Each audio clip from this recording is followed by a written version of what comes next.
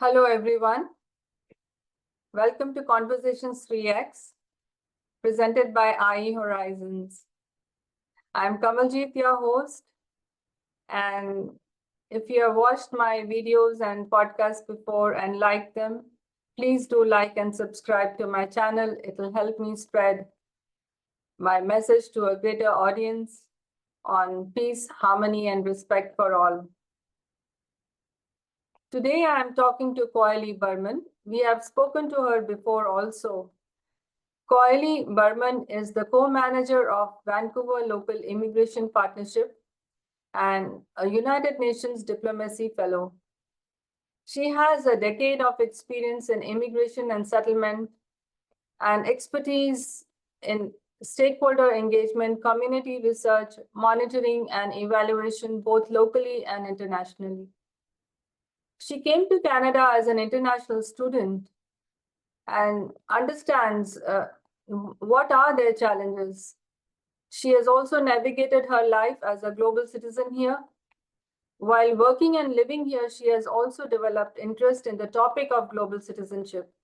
It is a topic that is close to my heart as well, and I look forward to our conversation on this. How are you? I'm good. Well, thank you. Lovely Good. to have you back, on this podcast again and talk about global citizenship today. Again, this will be part one of our global citizenship talks, and I look forward to learning more from you. Thank you, Kamalji. Thanks for having me. It's really pleasure to always I also learn from you every time, have a conversation. So it's a very pleasure and honor to be here again. And thank you once again. Thank you, thank you. You know what my mind always goes to, because I am not, I am very much into global citizenship, but I do not know the details because I'm not well read on the topic. Well read like academically and never been involved with projects as a whole on this. My concept is that, we have so many different ethnicities all around the world. And when we are focusing, we are talking about Canada as such. And, is it only about culture? Is it only about religion? Is it only about ethnicity? What exactly is, does it mean to be a global citizen in today's interconnected world? It's a very good question, Kamaljeet, and this topic is also very close to my heart. And you know, uh, I always learn along the way, and I consider myself as lifelong learner. So it's some knowledge that I have. I'm happy to share today. But when you look this whole concept of global citizenship, we might have to look back a little bit, the origin of the global citizenship, right? The idea of global citizenship it's not new. However, in recent years, there has been an evolution of increasing research leading to the expansion of the interest with regard to the exploration of this concept and how it can be implemented in practice. So when you look at the origin of the global citizenship, the concept has been traced back to 450 BC, Wow. when the Greek philosopher Socrates claimed that the world was his country of origin. After two wars, the World War One and the World War Second, that was havoc on the world. And on international relations, the United Nations was formed in 1945, right, to maintain the peace and security. Today, the UN is at the forefront of championing the global citizenship.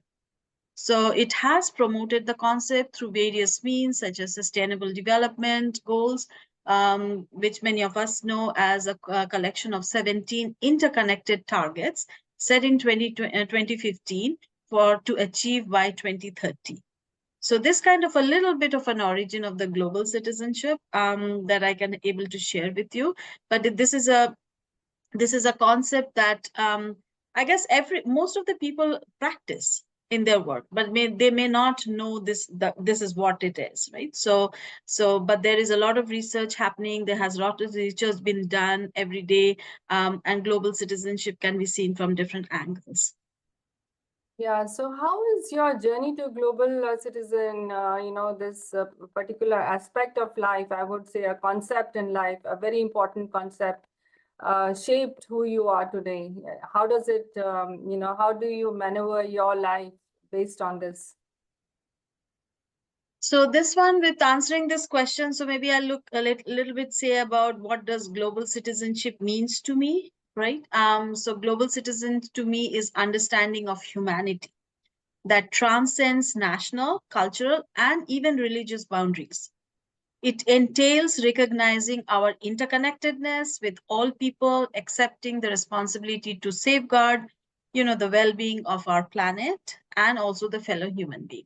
Right? So other piece I wanted to add a little bit here is global citizenship directly contradicts the assumption that individuals, if we think sometimes, is have obligations to the nation within which we were born. Right? But with this whole global citizenship concept, it is not. And especially in today's world, rather, global citizenship's understanding is that increasingly interconnected world, and it is not only possible to find obligations toward one nations, but other nations as well, right? It is sensible. So, for example, I was born and raised in India. That was my country of origin. But now I'm living here in Canada, but I'm also interacting with people from all different parts of the world, right? All different cultures, religion, parts of the world. So giving a lot of understanding, exposure, like expanding my boundaries of thinking, right? So that is the understanding what global citizenship is. Um, so as the world has become more open and connected, it is no surprise that national boundaries become between issues have been blurred. It has also been said that turning them into global priorities.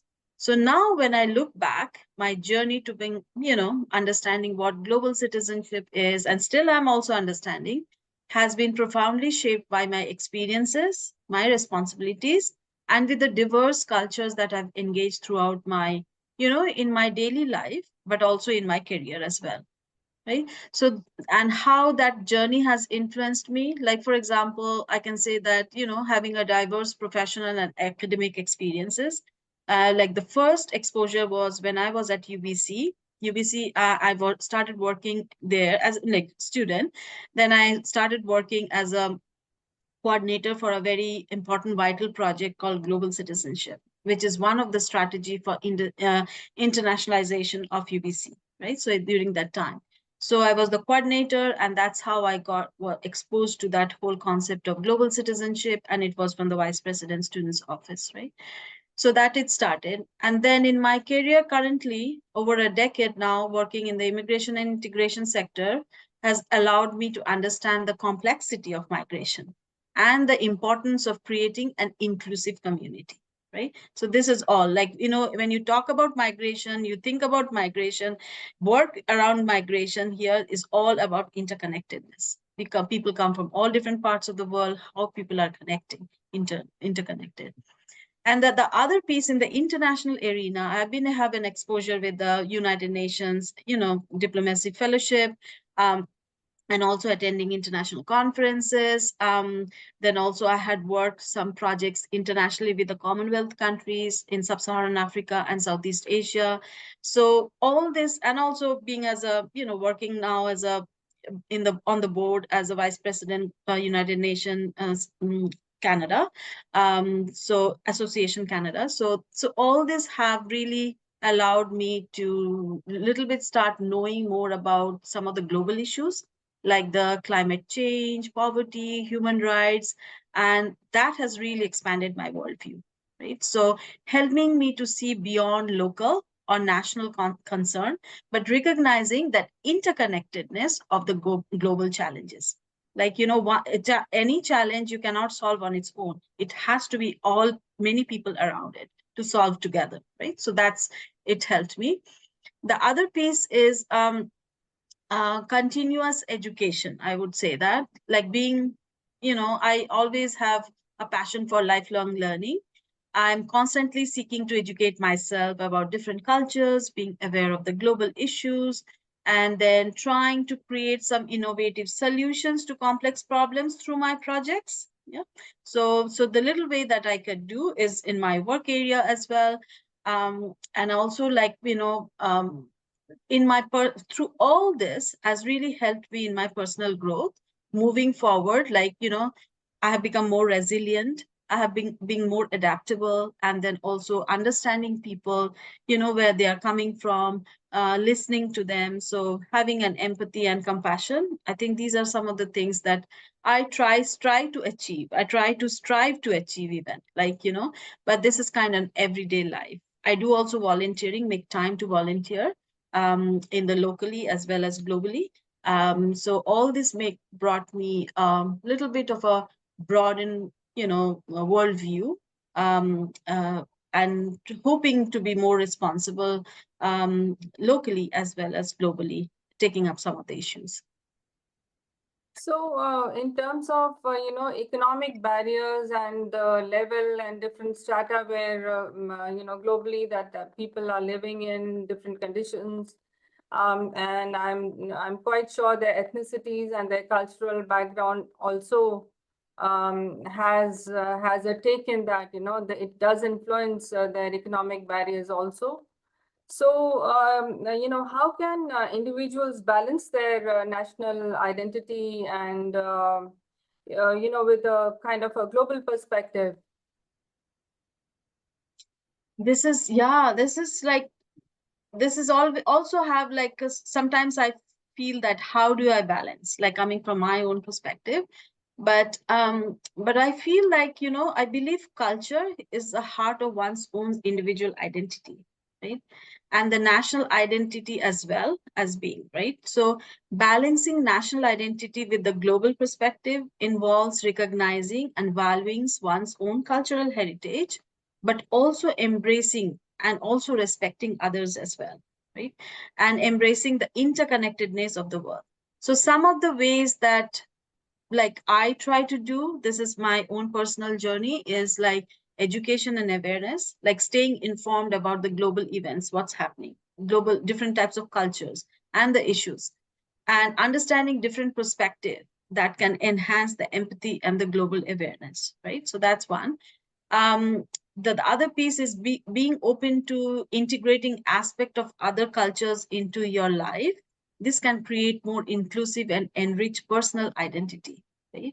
So, like appreciating other culture is so important in everyday life, because you can always find something very nice in other culture, and then how do you integrate in your lifestyle as well, right? So those are some of the areas I look into by actively engaged in practices like, like, being more into volunteering, doing all these things, locally as well as internationally. So those are some of the things that I kind of feel the balancing the national identity with the global perspective. Yeah, so that's interesting to know. Volunteering and creating programs as well. Maybe creating some workshops and things. Where people can participate. Is that just generally asking you? Do you create these programs and do you have participation virtually or you have in-person events related to this? Yeah, before COVID, there were more in person, but now lots in virtual. Yes, there were workshops, webinars, events, and these are the participations that I always, some of them I led, some of them like I just participated. But it all boils down is learning, right? And having an experience, being in a different environment, right? So that's something that I always enjoy and try to do it. Yeah. So how does, like all governments have their foreign policies and, they are all committed at least, when it comes to policy in writing and to announce, they always have these things in place. So how does Canada's foreign policy reflect its commitment to global citizenship? And what could be some of the examples of Canadian initiatives to promote this subject and interaction throughout? I'm glad that you asked this question, Kamaljeet. It's This a is really complicated thing for me also because I feel it's all up in the air, nothing. We need to see something happening. yeah, it's a very good question. But I have some positive note on this, like here, like like Canada's foreign policy, if you see, is deeply rooted in the commitment to global citizenship, right? And I will say why it is, like, which is reflected through several key principles and actions, right? One of the thing is peacekeeping. If you think about the peacekeeping and international security where Canada is involved, it goes back to many years before, right? So, as a founding member of the United Nations, Canada is committed to the guidance provided by the UN Charter to maintain international peace and security. Then develop friendly, relation among nations to achieve international cooperations, solving international problems like, economic, social, cultural, humanitarian character, and promoting and encouraging the respect for human rights. Canada contributes to peacekeeping missions around the world and promoting peace and security. So it does, and it has been doing for many years, right? So this is one of the way of showing that, the commitment towards global citizenship. The other piece is human rights and advocacy. Canada has advocated for the human rights on the global stage. It has actively promoted the protection of the human rights through diplomatic channels, international forums, development aids. If you see, Canada's foreign policy often includes initiatives aimed at advancing gender equality, for example. The other is like supporting LGBTQ and the rights, and then combating discrimination, violence against vulnerable populations. So these are about human rights and advocacy. And then Canada is doing that for, many years now. The other important, very important piece is generally, a day-to-day life, we don't talk around this, but it is multilateralism, right? Canada strongly support multilateralism and international cooperation. So it is an active member of numerous international organizations of the United Nations, and the World Trade Organization, G7, G20. These are all the things we hear. By, like, and being there, like, the country also work collaboratively with other nations. So to see address the global challenges like the climate change, which is a very big challenge, for every country, poverty and conflict. So these are the top three challenges now in the worldwide, is like climate change, poverty, and conflict. These are the three. The other piece when you see is humanitarian assistance, right? Through foreign policy, Canada has like so many humanitarian assistance program. They provide financial aid to the disasters stricken countries. So those are the one. And the other is trade and economic partnerships. So Canada does pursue trade policy to seek foster economic growth, development between, domestically and internationally. So that's one of the area that Canada does. Educational exchanges, you can see global learning. Canadian universities, institutions welcome students from around the world, exchange, send students, foster international exchange, collaboration in education and research as well, right? The other piece, which is, current my work area, is the support of refugees and immigrants, like welcoming refugees. So Canada has a long-standing tradition of welcoming refugees and provide them with the support to rebuild their lives. Okay? So the countries, even if you see the country's private sponsored program allows citizens to sponsor refugees, fostering a sense of shared responsibility. It's not only government, but it is also the people here living here. They will be able to actually sponsor refugee and create a shared responsibility, right? So that's one.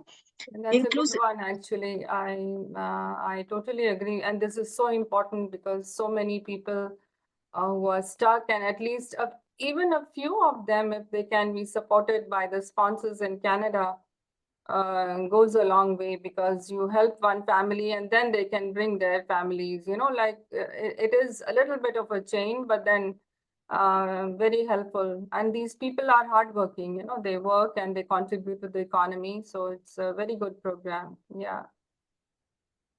And even like if you see immigration policy really promotes diversity and inclusion, like attracting skilled immigrants from around the world, contributing for the to the global mobility, and policy of multiculturalism, which started in 1971, promoting the idea that all citizens can keep their identities, take pride in their ancestry, and have a sense of belonging. So such a unique thing, right? Even if you come from another parts of the world, You're not asked to leave everything and come, right? So yes, material things, yes, you can leave behind and come. But the thing that your own identity is who you are, it's never been asked here to leave, right? So your identity is also intact, but also you are giving you a space, and a space, platforms, or however you say that here, to actually also explore other cultures, getting to know other cultures, and add things in your own identity, right? If something that it really inspires you, something. Lot of cultural integration programs, you can see country offers different integration programs that help immigrants integrate while respecting and preserving their cultural heritage, right? So when you see overall Canada's foreign policy reflects its commitment to being a responsible global citizen through its proactive engagement in the local affairs, but also in the international affairs as well. Yeah, but I have a question about skilled immigrants. It's just a little bit off the track. How successful do you think are the skilled immigrants in Canada? What is your perspective, not what is being mentioned or stated? What has been your experience about skilled immigrants? What about their integration? Uh, you know, how do they settle down? Are they getting into the fields, and how they feel that uh, do they feel that they are being accepted as skilled immigrants within the community at the workplace? Do they get the kind of work or profession that can they get into the same career that they came from? What is it like? What is your take on this? It's a complex question. Yeah, because yes, I do tend to ask this because it does weigh on my mind very often that people are doctors, engineers, and we need them in Canada. We need these professional people, medical staff. We need them, but yet it is a long way for them. Yeah, that's a good question. Yes. I think there's a hope, I say, and there is a more things that can be done. Recognition, as everyone knows here, recognition of foreign credential, that is one of the very big thing. But there is also a light to that tunnel going to happen. There will be, there's an announcement of the foreign credential. So more things are happening. I guess things will shift. At this moment, yes, I do recognize there are many, the immigrants, people who come with lots of skills from back home of their countries. They don't find the jobs that they, prefer to have or they can go into, maybe soon. But down the road, yes, they can go in. But I think changes in the policies will help. And the foreign credential recognition is one of that important step from the government. So I see there is a hope on that piece as well.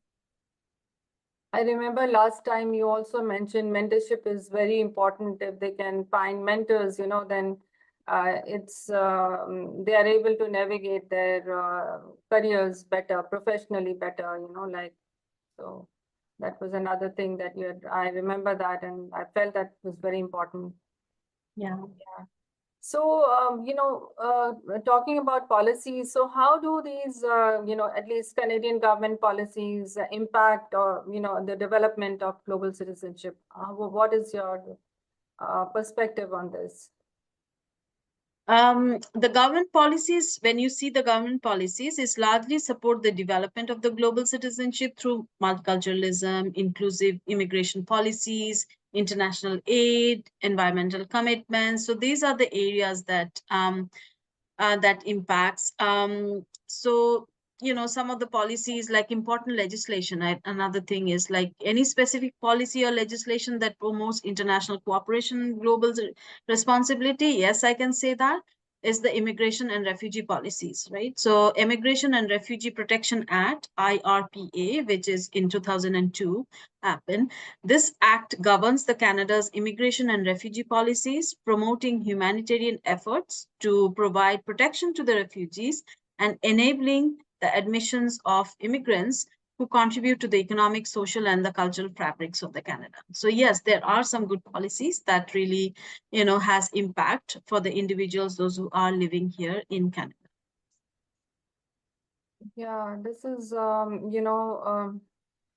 so what do you think about individuals in Canada, like people who are born, raised, brought up in Canada, and when they mix up or when they are working in collaboration with immigrants, what is the integration? What is the inclusiveness at that point of time? Is there any study or research on that? Yeah, being inclusive, there are lots of researches happening around like how to integration of the newcomers here in Canada and how to do it. If you think yourself as a global citizen and how to integrate here in the new as in the new country and things like that. So one of the things that I say, and I have experienced my own, and I try to practice, is finding commonalities and understanding cultures that creates a sense of harmony and strength, right? So looking into there are differences are there. Every individual is different, right? But every individual is unique in their differences, right? But to also find commonalities, right? So that's something that I tend to do that, looking into any common things that allows you to have a dialogue, allows you to have interactions, right? So that allows you to know more about the other person, understanding the culture, and create, and which actually leads to a sense of harmony and strength. The other thing is the practicing sustainability, which is I kind of started a little bit more proactive on that, is sustainability by reducing waste, reusing items, right? It's more recycling that lessens the environmental impact. Minimizing the carbon footprints by using public transportation, like maybe biking, walking instead of driving. And this one, Amaljit, I wanted to really say that, here in this country, we talked about, reuse and, sustainables and all those things. But back home in India, I grew up in everyone, it's not me, all the who grew up here, the newspapers, every day the newspaper we receive, right? So those newspapers and anything we don't throw away. So later on, we used to give it away or something, and the people makes paper bags with that. Yeah, yeah. A lot of it's recycled and reused in many different ways, many different many ways. creative ways. Yes, absolutely. I agree with you. Containers, at household containers, we never threw it. We always used to reuse in a different way.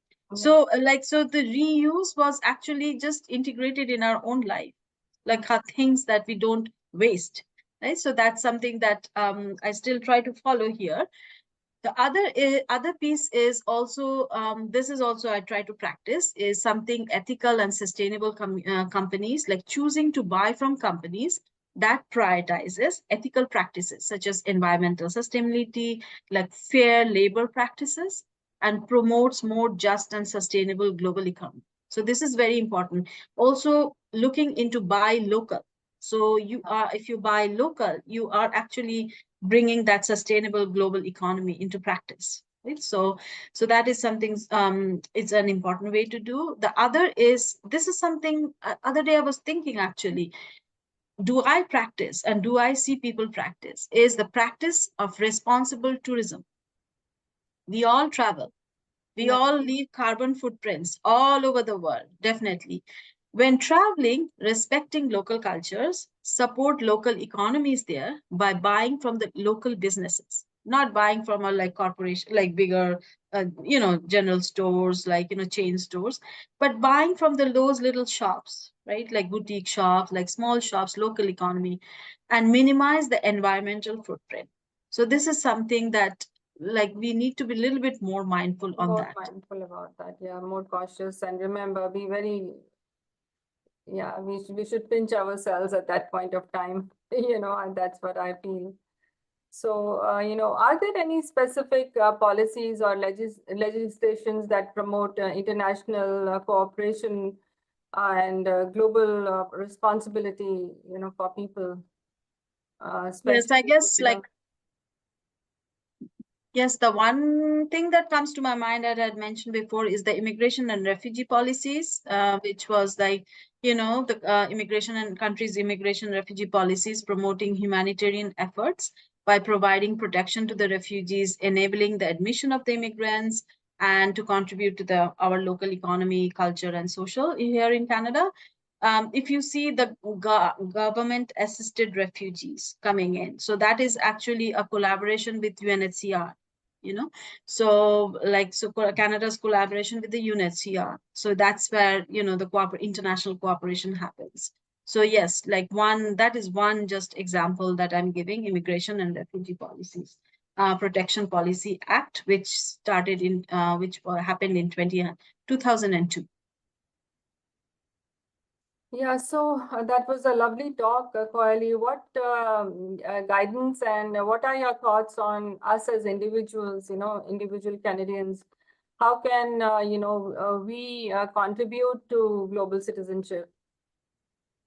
Yes, I just mentioned a little bit before, but I can say a quote which is very close to my heart. Quoting from United Nations Secretary General Kofi Annan, once said, he said that I'm often asked, what can people do to become a global citizen? And his reply was also that it begins in your own community, right? So looking back and doing things in your own community, helping people, it's also, says charity begins at home. So there's a proverb there, right? So helping your own people, helping your own country, your own thing, and then you spread like a little bit wider.